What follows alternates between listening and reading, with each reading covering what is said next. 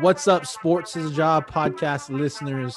And for the very first time, you can probably actually see our face because we're going to be using the video here.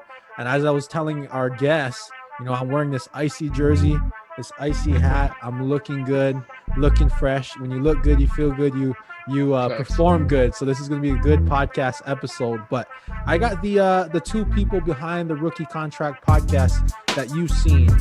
These two people have been a part of the Sports is a Job team really since the beginning, in their early ages. I mean, they started off as contributors in writing, and then they've transitioned into the new role of being podcasters and pushing themselves and helping share the stories of people out there in different ways. So I'd like to welcome Dakota and Kate to the podcast. If you guys want to introduce yourselves to the listeners. Yeah, so I guess I'll go ahead. I am Kate.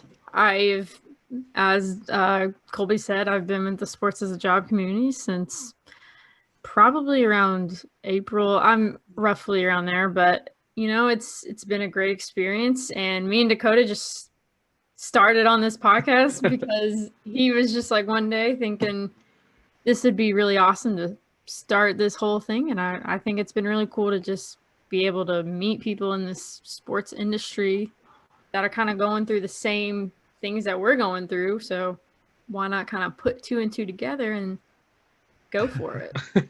Yeah. And so that leaves me. I'm Dakota. I'm the second half of the rookie contract. Graduated from University of Iowa in May of 2020. Perfect time to graduate, especially into sports. So that was really fun. But that actually kind of got us kind of into the whole podcast. I joined Colby. I don't exactly remember when, but I was featured on a podcast that I don't think is still around, the Free Agent podcast. And so yeah, Colby and I were just talking, and then after that, we were just kind of shooting it. And he found out that I was interested in doing a podcast one day. I was kind of thinking about doing it with some friends, just doing, similar to like a Barstool type podcast where we just talk about football, talk about sports. We were going to talk about the XFL, but that kind of went down the drain, unfortunately. But yeah, I mean, eventually once the quarantine started and once sports kind of became a little less available in terms of jobs, I was just like, Colby, man, it's time to do the podcast. I think it's time to get into that world. And I knew Kate; she had a good personality that I thought would mesh well with kind of what I was looking for, and shot her a text, said, hey, let's get this going, and it's history. It's been going since. So it's been super fun, way more fun than I thought it would be, and it's really taught me a bunch about things I never would have thought. That's something I have in my cover letter. It's like it taught me way more than I thought I would have known, and super thankful for everything that's kind of evolved since. And obviously, with everything that both of you have been doing, and I see all of it. Like it's crazy to see. I see y'all faces everywhere. You know what I mean? Like a lot of the people, and that's the beautiful thing about it is, I when I started the Sports Job, like all the people that I kind of helped out with it have gone through it. When I look at it, I'm on social media scrolling and I'm seeing these different things. I see everybody's face out there. People are being interviewed for other podcasts. People are being highlighted by their schools for being alumni. Kate's being a contributor at Sports Sorority in a bunch of different places. I just got off a conversation with another podcast that possibly we're bringing on Sports Job. They were like, yeah, I just interviewed your duo from the Rookie Contract and then interviewed the Cutback podcast. So your guys' faces are there everywhere now. I can't everywhere I turn, I see Dakota and Kate's face everywhere. Good or bad, I mean, it is what it is. But hopefully mostly good, but that's the thing, right? So this for you guys, right? It's to help you get where you want to go. It's help you to build skills, build connections. And I'm curious, from the last time we talked, and if you want to share with the listeners, what are your guys' career aspirations? So Kate, you're graduating 2021. Dakota, you're a free agent looking for a job. So let's start with short term. Let's start with the next year or 2 years. What are your guys' career aspirations? Wow, that is a tough question because honestly, the sports world, like you don't know what's going to happen. Obviously, no one could have predicted this pandemic happening and closing down sports forever. Not forever, but forever in the sense that you can't really go to the games. Mhm. Well, I'm thinking by the time I graduate, I want to have something lined up. And I mean, something in sports doesn't necessarily have to be in the area that I want to go into. Obviously, I want to go into reporting and all that, but if it's a sales job, if it's marketing, whatever, honestly, anywhere where I can get my foot in the door is essentially like where I want to go. Because Mhm. if I'm around this whole sports landscape, I'm already going to be putting in my best effort because I want to be wherever it is that I can just like make a name for myself and just kind of go off of that. Yeah, and kind of to that point, I think, I mean, in the past 5 months, or 6 months to be even, the sports world has changed a bunch. I mean, in probably around like May, August, it was pretty barren in terms of what positions were open, and all that. But I've honestly been seeing in the past few months, there have been a lot more jobs opening up, a lot different jobs. And so in terms of like what I'm going for, when I graduated with a journalism, mass communication, and then sport and recreation management double major. So it kind of gave me to, I guess, not be picky with jobs. If I were to pick out of the hat what I would want to do, it'd probably be public relations or to work in the communications department. But honestly, as of late, I've also been looking at, working in social media, helping out with a social media department, because I think that's going to be one of the bigger takeaways of everything that's kind of happened. Because I mean, if you can't go to the game, your next best experience is going to be through the social media team or through the communications team, because their job is to get the game to you when you can't necessarily be there. So I think that's going to be one of the bigger markets that I'm looking at, especially in the near future, just because I see so much growth potential. I've seen so many teams in the past few months get incredibly creative with how they tailor the content to bring to the fans, since they, a lot of the teams can't have full capacity or, even close to what they're used to. That's kind of the industry that I'm looking at right now. And that's a good point you make there, because behind the scenes, word on the street, when I talk to the directors and these executives at these companies and these teams, they're telling me, yeah, there's going to be a lot of positions that you've never seen before in the next year or two, because now we have to adapt to the times. We have to be a little creative. You're going to see companies downsize a little bit, maybe. So that's going to mean, they're going to be looking for people who are generalists, not necessarily specialists, but can you do it all? And I'm also seeing a lot more people go into the agency side of it. Like they're going into the agency side because it seems like the people I've talked to in the agency, their work has just doubled. Their work is doubled because a lot of other people in sports are downsizing. So they're looking for outside help. And another area, like Kate was talking about, like, be open, right? Be open to working any job in sports, but also be open if you have to, if it's necessary, to leave sports for a little bit. I'm sure you guys interviewed a bunch of people. I've interviewed a bunch of people who leave the sports world to do a job outside, but they're able to take those transferable skills and bring it into the sports industry and work the job that they love and they're passionate about. So now the rookie contract, right? At 13 episodes in, 13 episodes in, and you guys done countless amount of interviews already. What has been the biggest surprise to you guys individually when it comes to doing podcasting? Like, what have you loved the most about it? What have you hated the most about it? Just the different things going into that. So I'll start on that. The thing that I definitely didn't expect was, well, I don't necessarily think that my expectations were like, ground at the ground, but I definitely didn't expect it to have the reception that it did. It was really, surprising in a good way to see that a lot of people were interested in not only listening to the podcast, but being on it, So we're a podcast that kind of thrives off of, guests and things like that. But in terms of what I dislike the most, I would have to say editing the audio for sure is something that I could go without. But another thing I really like is just sharing stories. I'm in this position so that way I can help people share their story. And an episode that I have probably listened to 3 or 4 times now is the one we just released with Richard Hoke. It was incredibly inspiring for me, especially. It was something that really kind of tailored. It was very well tailored to handling the quarantine, handling rejection, which is something that a lot of people are going through now.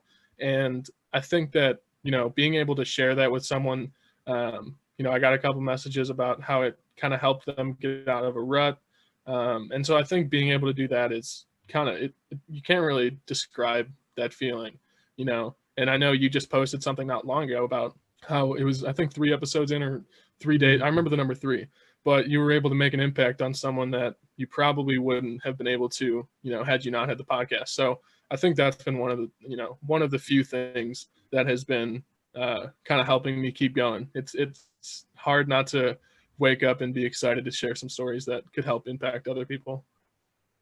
I completely agree with that. I mean, probably one of the best things that I've gained over like this podcast would probably be like Dakota was saying, like the stories, all the people's journey, they're all going to be different. So I feel like once we kind of learn more about each individual person and their own journey, like it's very interesting, kind of like the whole premise behind Sports as a Job, which is kind of cool. It kind of all ties in together, how everyone's journey is very, very much different. But I mean, we're all on a similar path, which is really cool to kind of hear these stories. And I've been able to kind of keep connections with these people that we've talked to, and it's not just like all about sports. Like there's this one girl that we did interview. Shout out Lisa Ann Higgins. We literally have a chat going where we talk about Bachelorette because it's wild. Yeah. So it's amazing the amount of, I guess, people that you can kind of impact, and they kind of impact you even if you don't think that they do. It's just like those little things that they say, and you're just like, oh, I'm gonna remember that. And so it's just something like that just kind of stays with me. So I really appreciate that. I mean the downside of this whole podcast thing is that I haven't been able to like meet people like in person, but I mean that's the only downside.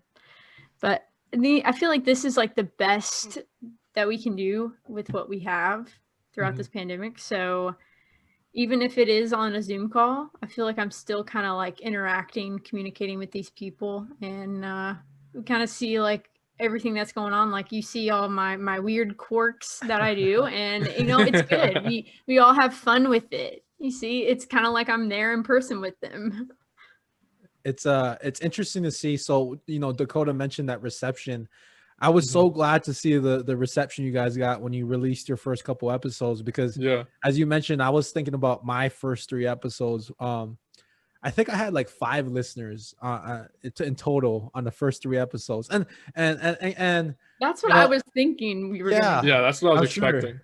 But you guys got, I can't remember, but you guys got like 100 something right off the bat when I was texting you, and I was like, wow. It's like, I literally have only my mom, my dad, and my friends supporting me on the podcast, the first 3 episodes. Like, I want to say it was like 165 or 170 on the first episode. Wow. And I was like, wait, okay, that definitely is not what I expected. Like, I mean, I'm happy. Like I if I were to say like what it was worth, I would agree. Like I was happy to see that people were receptive to it, because I think that we're doing something that not a lot of people are doing.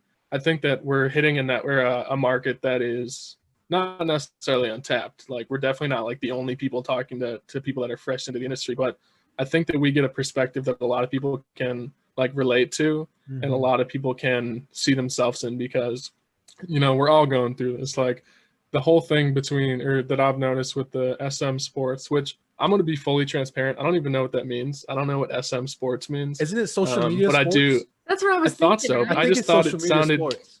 Okay. I just thought it sounded kind of weird. Like, I don't know. I still rep the hashtag and all that, but I just wasn't fully aware of what it meant. But I mean, I've noticed that community is super like close knit. I remember sending a screenshot of the like Google Calendar with everyone that Kate and I were planning on talking to, with a friend of mine, and he was like, yeah, I know every single name on that list. And That's so I think it's crazy. cool because like people can see people they don't necessarily know, but like they know on social media, and then they can further their understanding of like where they've been, where they're going, and kind of their journey. So that's been probably the coolest part, actually, now that I thought back on it. That's been that's been the coolest thing, probably. I mean, we're the stories like Kate was mentioning, like all these stories. And a lot of times we find out like these guests that we have on, they have more of an impact on us than we ever thought they would, right? You have these conversations. Like it's so weird how certain times in my, when I was interviewing these people, like I was feeling a certain way. I was in my feelings, or I was in this rut, or I wasn't as confident. And I would have these conversations with people. And then it was like as if like whether you believe in God or whatever you believe in, like somehow some higher power knew exactly what I needed to hear and instilled the wisdom into that person I had on the guest. Like there was one point where I was having like this feeling about being a generalist, like this insecureness about not being confident because I've never specialized in one area. And then I have someone who's 30, 40 years into Matt Farrell, 30, 40 years into the sports industry experience, just started his own agency. He was director of marketing for the US Olympics and different things like that. And he was like, he literally, I didn't tell him how I felt, but he literally was like, I made my career on being a generalist. Like I made it how far I am.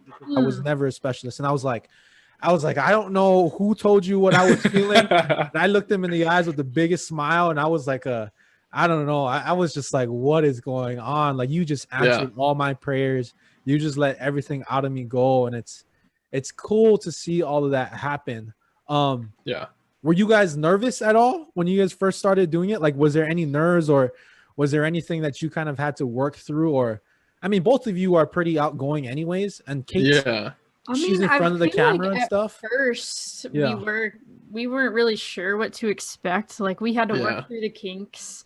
Like there were like just few things like where we made like it was just kind of awkward at first because like we didn't know like how it was like gonna go. Like we had to like really work through it. All like the different things like, hey, like ask a question here, like no weird pauses, like just make it like as conversational as possible to where the other person feels comfortable, because you don't want to make it like to where everyone's just kind of like awkward and it's like that awkward silence and you're just like awkward turtle. Like you want to make people as comfortable as possible so it's not super weird, and like we're doing now, we're just kind of having a conversation.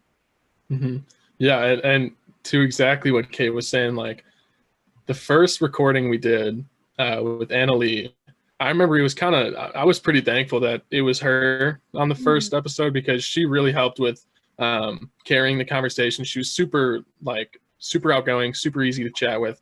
But yeah, there were definitely times in the beginning recordings where like right before I allowed them into the room, like I had the butterflies and all that. But I mean, we've recorded way more episodes than we have than we've put out. So I think over time it's really, I can see it myself in terms of like hearing how we were in the beginning, how many I had to get out of myself, how many times I had to cut out. I'm working on like asking like concise questions, because I know like I used to just ask like these wordy things. I just be like talking off the cuff, and it's just like, no, think more concisely. I think also a thing that that I've been able to do is kind of like, okay, so I'm a huge Sean Evans guy, like Hot Ones. So like before some interviews, like there's a compilation on YouTube, or many compilations on YouTube of like people getting like happy with the like questions he asks, because they're not just like, so why are you in sports, or why are you in this? Like he asks questions and then they're just like, wait, how did you know that? And so like that's kind of my goal each time we record, is to like get them to, because for me nothing hits different, nothing hits as good as like someone being like, man, that's a good question, or like I never really thought of that. And so I think that kind of that's the approach that I've been kind of going after, is getting the person to be a little caught off guard a bit, in a good way, of like what I ask, and kind of it makes them more interested to talk about it, because if it's something that they've spoken about countless times, they're just going to be like, yeah, I did this, I did that, I hear this, I hear that. Like I want them to be able to explain something for maybe one of the first times, where they can kind of go through it for the first time with us. And I think that that's something for sure that's been something I've learned, something I've been trying to get better at, because I mean, before, Kate, you and I both had a Google page where we like had our questions, word for word on there, and we're like, I know, I what think got you into we were sports? like so overthinking the whole process, and we're like, just roll with it. Like, that's what I've been learning, is just like, however the conversation's going, I'm just like, all right, we'll just gear it around that. Just work with it. Yeah, and I mean, learning the angle, I think, while we record, because I mean, I go into the recording with an idea, like, someone's working social media, I have an idea of what I want to talk about and like what I want to ask, and I'll have a few questions, if I end up, if that awkward silence comes up. But I think that a lot of the times, especially lately with the most recent recordings, I've been doing a lot of like basing my questions off of what they've said, or if I think of something, I'll jot it down real quick, and then so that way I can kind of refer back to that. But yeah, it's funny, kind of, I went back a couple days ago and listened to the first episode, and it was kind of funny just to hear like how different we are, even just in a few months. But it's growth that I think neither of us, I mean, I guess I'll speak for myself, I didn't expect to grow as much as I have in terms of, I saw the first graphics that we used to put out, and comparing that to the graphics now, and like the audio quality, just little things that other people might not notice, and that's totally fine if they don't. But being able to see like the growth from both of us is, really rewarding too. Yeah, I mean, it's interesting when you talk about looking back at the growth. I have the first 3 episodes up there. So for the people who are listening, if you really want to go back and listen to it, I mean, I literally rant for like 10-15 minutes by myself. And it's so funny because I remember the first episode, it was kind of like an introduction of who I am, right? And I didn't want to read the question to myself. So I had my ex-girlfriend. I was like, I know you know nothing about sports, but can you pretend like you're interviewing me? Like I say my answer, and then you'll see it like this weird transition into a girl's voice, and she asks me a question, and then I'm like, oh, that's a very good question. That's a very good question. I didn't really think about that. Let me think about that. But I've already had that preset answer because I made the questions for myself. That type of deal. I like that. That's good. Listening, like when we were after we recorded the first episode and I was editing it, it was just one of those things where like when you're younger and you hear your voice on like a voicemail and you're just like, oh, like that's what I sound like. Like I had that for a few episodes where I'm just like, I don't even want to put this episode out. Like I cannot stand it. But that's just kind of with the doing something where you're either seeing yourself or hearing yourself. I know I'm my worst critic. So when I heard my voice, I'm like, why did it's not even like I made it sound like that. It just does. Yeah, I know what you're talking about. But yeah, I mean, even with like the sports of the job, I've seen, it's just cool seeing all this growth. Honestly, it boils down to it being really cool. You saw me right when I joined, and kind of what I was capable of. And I mean, Kate, same with you. Like, I don't know. It's very cool to see. Brings a smile to my face all the time. And it's something that I like to talk about. Like usually if I write something, I'll, put it on Facebook and tell my parents to like it. But with the podcast, it's something that like, it's cool to talk to my friends about and be like, yeah, like, I just talked to, for example, Richard Hoke, NFL. I talked to Jenny Fisher, WNBA.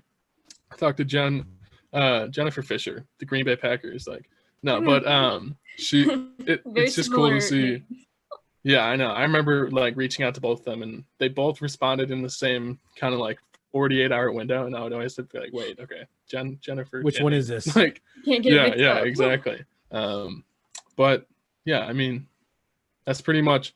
It's cool, like especially the people that maybe were free agents or kind of interning. It's cool to see them, get that position. Or I had one of our previous guests reach out to me, and he's like, hey, like when I got interviewed, they actually listened to the episode that That's cool. we recorded. And so I'm just like, awesome. oh, that's cool, man. Like, yeah, it was super cool to hear all that. And that's the cool thing. That's the thing that for me has been the most pleasure, I guess you could say, or the what makes me happy is seeing that growth between all of you, like Dakota and Kate. Like I remember Kate when we were like, hey, you know, you pitched me the idea of doing the roundup segment, right? Remember that, you know, the first time you were interviewing people on camera, like, and I'm sure you've seen it too, like the growth you had towards the last ones that you did. Like your questions got a little bit better. You could tell. Yeah, I think it basically made me become a better, I guess, communicator overall, because like I was practicing on camera more, and honestly much needed experience, because I don't know, I guess it's really good to be able to learn through it, kind of see how it goes, and then seeing what to work on. So that was honestly really good experience to be able to create this content and kind of see what I need to work on. And that's been really helpful for me, especially with the podcast, and from the start to where we are now. As you guys both mentioned, like this growth has been tremendous, just for like our individual selves and the process of working in this industry. Yeah.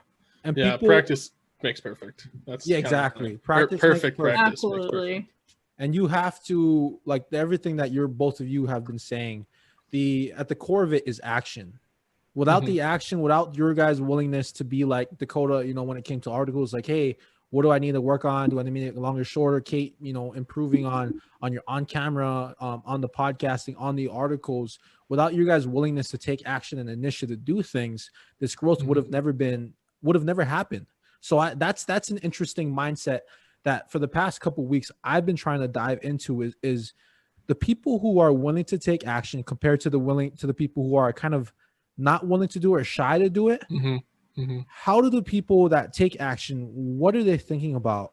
How are they approaching things? What are the things that they're telling themselves in order to take action? And I want to be able to take that, extract that, and give it to the people out there who are introverts, who are scared to get on camera, scared to do a podcast, scared to write. So for Dakota and you, Kate, now I know this is a very big winded question. So I'm going to let you guys think about it a little bit here. You already know what I'm about to ask. Honestly, I would just say go for it. What do you got to lose? I mean, I said this in another podcast that me and Dakota literally just had earlier today. And I was like, that's the move. That's the motto.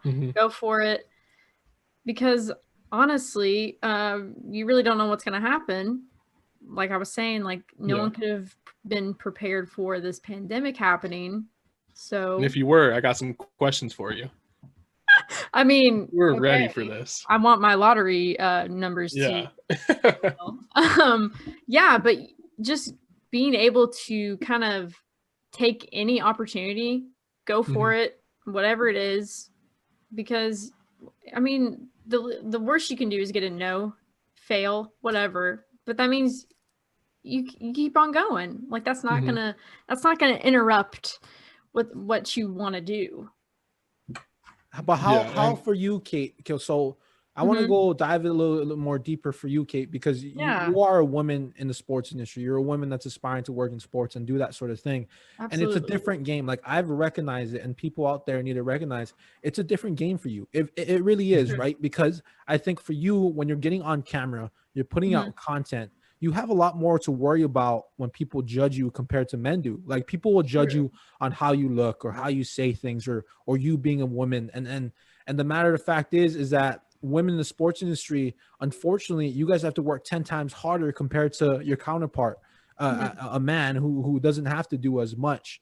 Is there, you know, do you feel any of that when you go into on camera? Are you even thinking about that, or are you kind of still, again, what do I have to lose? I don't really care. It is what it is type of deal. That is a good question. Well, honestly, coming on this question, I mean, what I like to do, if there's any sort of like discrepancies about like my own work ethic, like I get that. But if it's anything regarding how I look, anything regarding like outside of like how I actually perform my job. Yeah. I say that has nothing to do with me. And you know what I say to that? I say we got to swat off the haters. So your little fly swatter and you swat them off because you don't need negative energy in your life. I mean, love that. anytime I get sort of like weird DMs or anything related to that, I just, you know, delete it because I really don't care to have that sort of energy around me unless it's something dedicated to my work or anything that I have done and something to help me, then I really don't care to kind of have that around me. Yeah. I like that because I you know, for it's you talked about the social media DMs. I mean, for us guys, yeah, I mean, we'll have people slide into our DMs, but mostly it's like the fake spam IG model accounts. Yeah. Will slide. Like that's the problems we have to deal with. But like for women, like you, Kate, like you guys got to deal with the guys out there who that are doing that sort of thing. And I feel for all the women in sports industry, and I think that's why, you know, I got kind of emotional this past weekend when the Miami Marlins announced Kim as a new GM, you know, the first women GM Incredible. in any of the major sports. And I got emotional thinking about it because I was like, wow, like if I have a daughter, like if I'm blessed to have a daughter one day in the future, like if my daughter says, hey, like daddy, I want to be a GM. I'm like, well, yeah, you can. Of course I would tell her, you know, even if the Miami Marlins GM wasn't a woman, I would say, yes, you can do it. But now I can see it with even more confidence. I can tell her and look her in the eye and be like, I'm not lying to you. Like, this isn't some fairy tale. Like, this stuff actually happened, and you can be whatever it is you want to be, you know? Absolutely. Something that I saw, you know, it's not the same when it hits my eyes because, you know, unfortunately, or, you know, however you want to look at it, I'm able to see people that look like me in the sports industry all over. But I think something that was really powerful, and this is just kind of an assumption for me because, again, I'm not a woman in sport, but women were able to see someone that looked like them do something that they didn't think they were able to do. And I think, again, this is just all assumption for me, but I think that that's a big step because now people are able to reference what they want with a real life example. So they're able to be like, I want to be a GM in sports, just like X, just like this person. Like this person literally did it, so that means I can do it. And I think it also is powerful that she's not a white woman. I think that's a really powerful thing because, you know, I'm someone that watches a lot of sports, and depends how you look at it, but, you know, a lot of people, again, look like me. And I think that that's kind of an issue because if you don't bring new perspectives, no matter what the difference is, like new perspectives are what keeps sports relevant and are what keeps sports, you know, relatable for everyone. If it was just a bunch of old white dudes, like that wouldn't be very interesting because the perspective would all be the same and everyone would agree on it. But if you look at it with, you know, a bunch of different people, they're able to bounce different life experiences and different perspectives onto, you know, each person. And then that kind of creates a new culture that everyone can either agree with, they can communicate about, or they can kind of form to match however they want. So I think that's another big thing for people that, you know, want to have these aspirations that, you know, now they're possible. Yeah. And I'm born and raised in Hawaii, so I grew up in a lot of diversity and culture. Like a lot of times the majority of with ethnicities in Hawaii is actually the minorities in where I'm from. But I've always valued diversity. I think beauty comes in diversity. I think strength comes in diversity, perspective, like you mentioned, Dakota. But I think for me, you know, seeing Kim as the Miami Marlins GM, you talked about she's Asian. And I come from an Asian background. I'm Japanese Filipino. And I did a Zoom call with Aaliyah. Shout out to Aaliyah Funchel.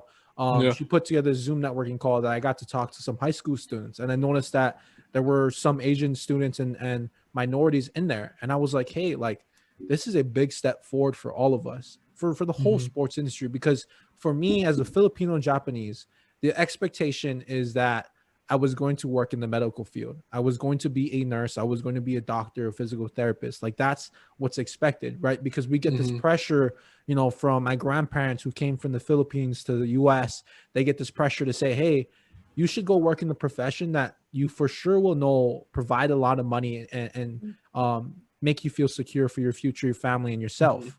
And working in sports, that's the opposite of that. There's no such thing in the beginning, especially in the beginning, making good money or being secure. Like we seeing with what's going on right now. I mean, it's happening across all jobs, but like with sports, jobs are dropping like flies, unfortunately. I feel for everybody out there. Like we're seeing departments cut director positions, entry-level positions, temporary positions. It's all happening. So I just feel like seeing that news, I think it was a light in the darkness that we're all going through right now. And I think it's helping us move towards the right step. I'm curious now, talking about this, because I get passionate. As you can see, I get passionate about this just because my belief, my why of working in sports is the belief in the social mobility and the opportunity that sports provides. And that's why I do what I do.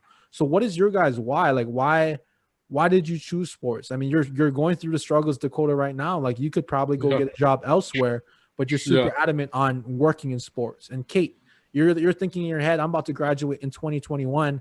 I'm headed into this world where I'll have to compete with 2020 graduates and all these people are out of jobs. Like it's a scary thing, but here you are still saying, no, I'm going to do whatever it takes to get my foot in the door. So what's your guys' why behind working in sports? Yeah. So I guess I have a few whys. The first and probably most, the first one that comes to mind is, I was an athlete for a lot of my life, especially my earlier life, played football, basketball, and baseball. So when I was growing up, there really wasn't a time where like I wasn't involved in sports. Football was during the fall, and I spent a good amount of time outside of football because that was the sport I liked the most. And then, springtime baseball, and then winter football or basketball. So like there really wasn't a season where I wasn't, with my buddies playing sports. And so I think, fast forward to high school, I was focusing mainly on football. And I think it was my sophomore year going into junior year, went to, had a few concussions and went to the doctor, and they were like, look, like it's not safe for you to play anymore. We're not signing off. Like we're not giving you permission to play. And so that was pretty tough. That was definitely a low point for sure. But I think being able to kind of transition that, I still love sports, obviously. If you know me personally, you know that like Tuesday and Wednesday are the worst days of the week during football season, and Saturday, because there's just no, professional football. I could watch Mac actually. Maction's on Tuesday, so that's fine with me. But yeah, I mean, my passion for sports is something that if anyone ever questions it, I'd love to chat with them, because I feel like when I talk about sports, when I'm involved in sports, when I'm, anything in sports, the passion for me is never questioned, whether it's by peers or myself. When I'm in sports, I feel like it's my home. And I guess another one of my whys is, I cannot picture myself working in an industry where I'm not passionate about the work. That kind of ties into the first one, but like something I talk about a lot on the rookie contract is like I could never make content that I'm like passionate about if I'm working for a toothpaste company. Like there's just not stories in toothpaste, like someone maybe swallows too much toothpaste and like something happens, but like at the end of the day, it's really tough to make a story compelling about, toothpaste or paper clips or just something like that. So for me, it was just like, I need to work in an industry where I can like enjoy it outside of working. Yeah, kind of going off of that. I would say my biggest why for wanting to go into sports definitely has to be the passion. I've always been surrounded by sports, grew up playing soccer up until high school. And I realized I wasn't going to be a professional soccer player. So sad. It's never too late. Yeah, maybe one day. But I realized, I think when I was like 8 years old, that I wanted to be in sports broadcasting, reporting, that sort of area. I know, very young. I didn't honestly know what broadcasting was. I think I remember watching NCAA basketball tournament. I saw Tracy Wolfson calling the game, And that has always been like ingrained in my mind. I was just like, whatever she's doing, I want to do that. It seems really cool. And I've just kind of been stuck with it to just follow that. And that's just kind of been like my overall goal, is to just do something that I enjoy doing. And what I enjoy doing is talking about sports, watching games, and just being around people that kind of share a similar outlook, because sharing that same sort of goal is ultimately what I want to give to other people. Sports are what keep me going, and this whole industry has kind of made me think like, hey, the community and everything makes me want to continue on doing this. So that's why I'm here. Remember when I think it was one of your stories that you put out there. I think Tracy Wolf, did she like retweet or liked one of them, right? It was pretty Something. cool. She liked commented. it and she commented on it. I was like, Dang. I remember okay, seeing sis. that. Yeah. I know. She's incredible. Tracy, if you're hearing this, you're the We want to interview you. why I thought this was achievable. So yeah, she's probably one of my biggest inspirations. Well, it's been fun, guys. It's been fun having you on the podcast. We're gonna wrap it up here, but I just want to give people a little snip, a little taste of what the rookie contract, the personalities behind that, and to, you know, learning about Dakota and Kate, the people I've been able to learn about the past 5-6 months. And I'm glad now that you guys are part of my life. I'm glad that Sports' Job has brought us together, and I'm sure as we progress through the sports industry, I mean, we're going to bring a lot of people along with us, and I'm sure we'll be able to meet in person one day. That's the one thing I'm looking forward to. Like, I keep zooming with all of you guys and texting. I'm like, we need to find somewhere. We need to meet up Olympics next year. When is the LA Olympics? That's the next Summer Olympics, isn't it? 2024, maybe. I think so. I don't know what it is, but we'll find something. Maybe we'll find a Super Bowl or NBA Finals or something. We'll be like, hey, everybody that was a part of the Sports' Job team, let's go meet here, buy a ticket, and we'll meet in this one town for this one game. That'd be sick. I would definitely be down. I mean, it could be to play Wii tennis. I don't really care, but I'm very down because not to get sappy, but yeah, you guys rock. Super happy to have met you guys.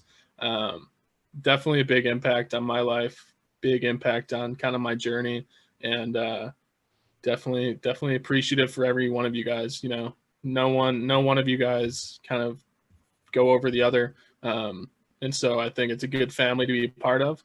That's a big thing I'm big on, is kind of like the job, the company. I think of them as like a family.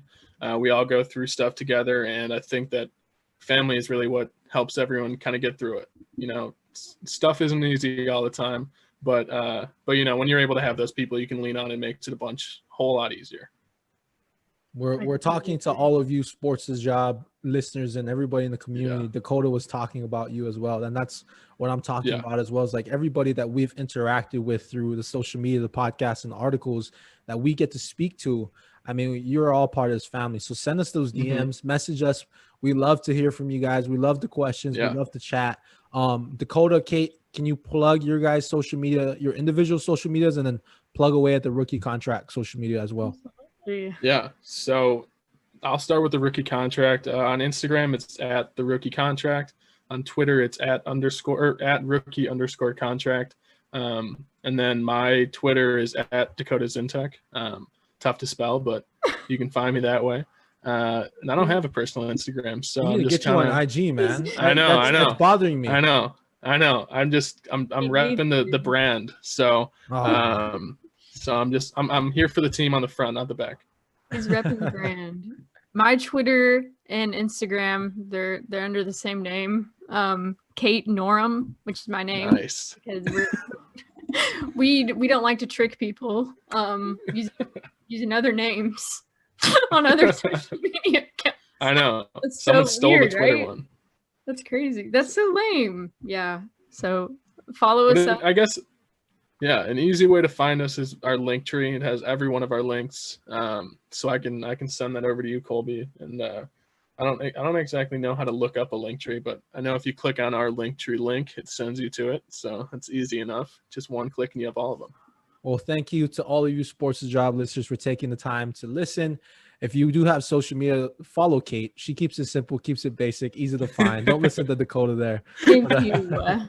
if you're listening to this on Keep the it Apple real. Podcasts, please leave us a rating and review. Hit that subscribe button in all podcast platforms. Visit us on sportsthejob.com. We got all the podcasts on there, such as the Rookie Contract, the Cutback Podcast, our newest edition, and then the Outnumbered podcast as well. So again, until next time, like I always say, we are all on our own individual journeys, but you are not alone.